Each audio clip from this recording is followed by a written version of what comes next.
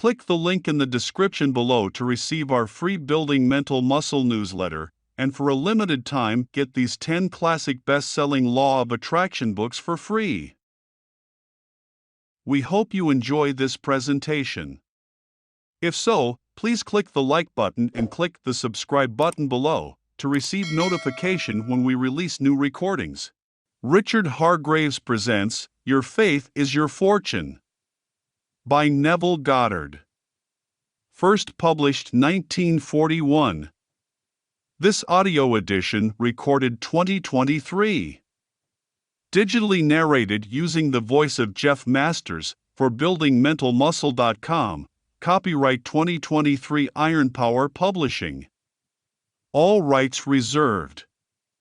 Your Faith is Your Fortune by Neville Goddard. Chapter 2. You shall decree. So shall my word be that goeth forth out of my mouth, it shall not return unto me void, but it shall accomplish that which I please, and it shall prosper in the thing whereto I send it. Isaiah, chapter 55, verse 11. Man can decree a thing, and it will come to pass. Man has always decreed that which has appeared in his world.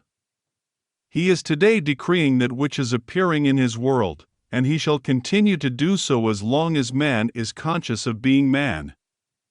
Nothing has ever appeared in man's world but what man decreed that it should. This you may deny, but try as you will, you cannot disprove it, for this decreeing is based upon a changeless principle. Man does not command things to appear by his words, which are, more often than not, a confession of his doubts and fears. Decreeing is ever done in consciousness. Every man automatically expresses that which he is conscious of being. Without effort or the use of words, at every moment of time, man is commanding himself to be and to possess that which he is conscious of being and possessing. This changeless principle of expression is dramatized in all the Bibles of the world.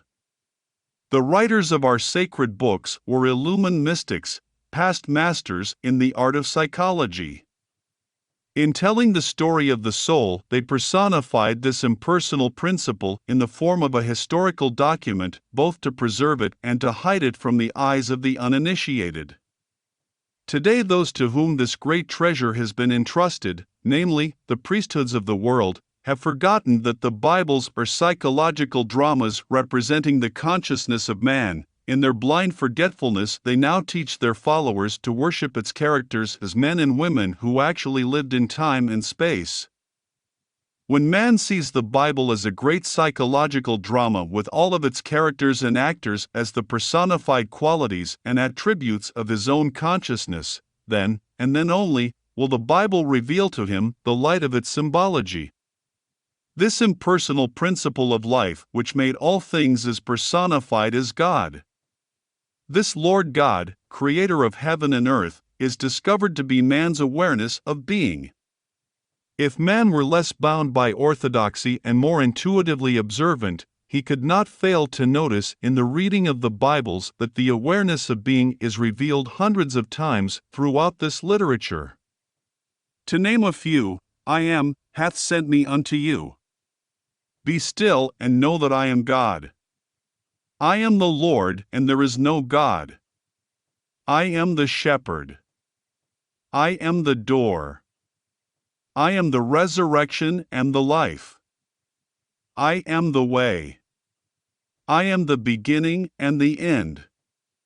I am man's unconditioned awareness of being, is revealed as Lord and Creator of every conditioned state of being. If man would give up his belief in a God apart from himself, recognize his awareness of being to be God, this awareness fashions itself, in the likeness and image of its conception of itself, he would transform his world from a barren waste to a fertile field of his own liking.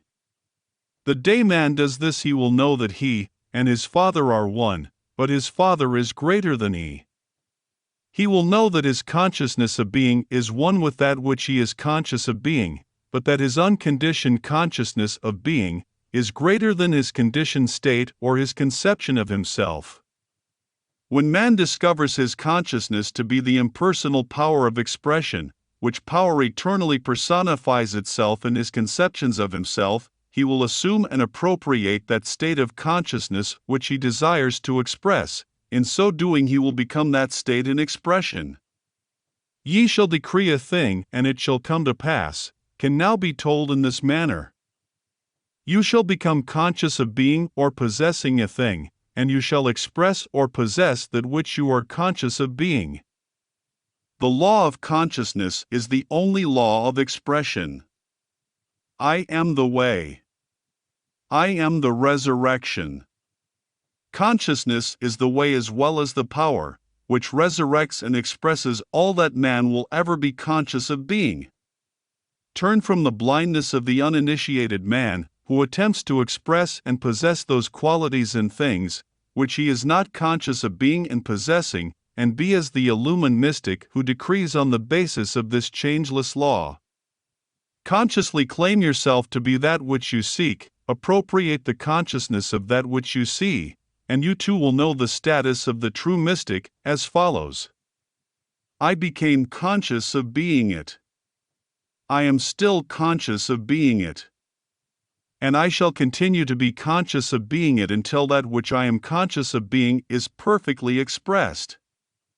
Yes, I shall decree a thing, and it shall come to pass. End of chapter. If you enjoyed listening to this recording, please click the like button and click the subscribe button below to receive notification when we release new recordings. Click the link in the description below to receive our free Building Mental Muscle newsletter, and for a limited time get these 10 classic best-selling Law of Attraction books for free.